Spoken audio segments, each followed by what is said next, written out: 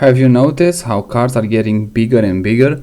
And I have for today a comparison between, let's say, a new model and a model that is not that old, a model that we used to buy it. And we used to buy it here in European market, and I think even in the US market, you used to have one of those models. And I'm gonna make the dimension in centimeters and in inch, so you can understand in both system how big the cars are getting. From the front you can see the Ford one, the Fiesta, it's way smaller, and the Ford Expedition much bigger from the start. This is probably the Fiesta, it's a 2005 2008 model, and Ford Expedition a 2020 or newer model. And you can see here in inch how much bigger they get, but it is not much of the difference you can say down the front.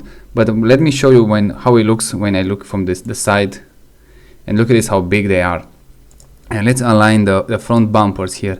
Look how much difference between those cars. Maybe you can say, okay, the cars are growing over the last years, but not that much.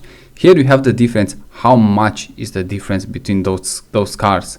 And one of the reasons the cars are still getting much more expensive is because the dimension of them, they keep growing, and it doesn't show a sign that they're gonna stop.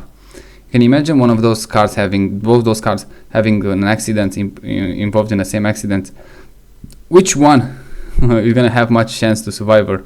And this is let's say this is more like an extreme situation here, but I have another one here. This is between pretty much two new cars. I think you can find them both, especially in the US market, and you're gonna see even with those new cars, between which model you choose, how much is the difference, because you're gonna see one of those cars on the street, and probably when you drive on the highway or in your town, you're gonna see right next to you at some point one of those cars. And from the front maybe there's not that much of a difference, but from the side again it's gonna be a huge one. Look at this. Let's align the front bumper. Look at how much difference are between those cars, even length, and even in the height of the car. And keep remembering, those are new cars. They're not like the old, like we used to have. Look how much the difference is from the back. Not that much, as you can see, but from the side, it's insane, the big difference. And let's make on with the last one. It's a very old car. It's a Volkswagen Golf from the 80s and early 90s, and the brand new BMW X5. They're both again in the US market and the European market.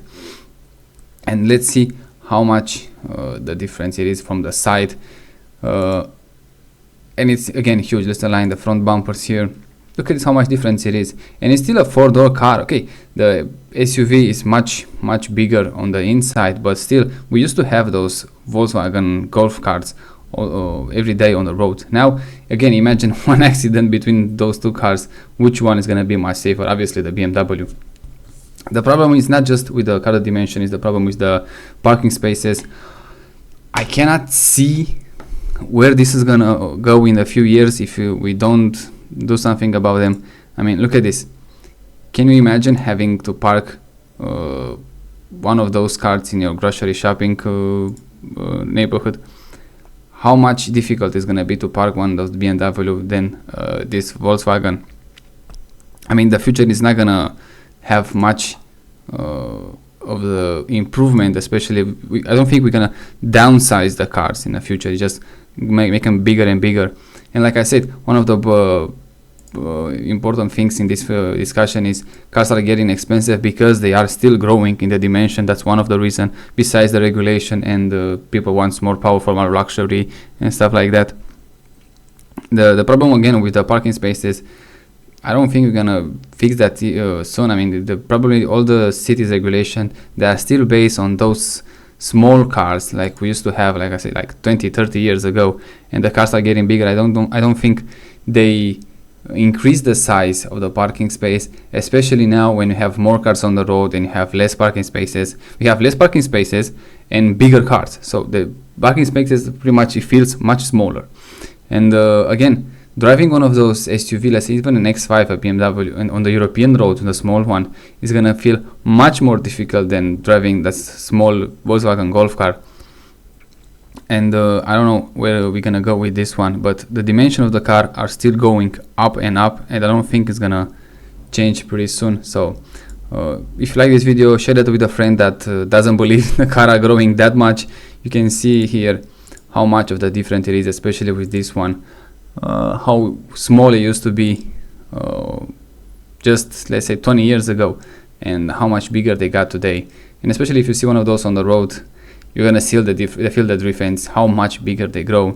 And especially everybody wants to have a safe car that if in case of the accident is gonna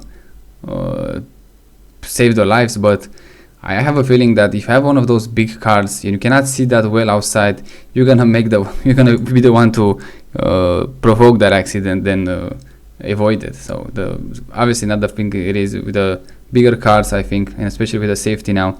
The cars are getting with the small windows because they have to structurally enforce the vehicle, and the old cars used to have bigger windows so you can see outside, so it's pretty much less predisposed to an accident because you actually can see what's happening around you.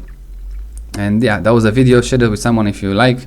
Leave a like, leave a comment, and tell me your opinion. See what do you think about this new trend of the car industry, that they're getting bigger and bigger with no downsides in the future.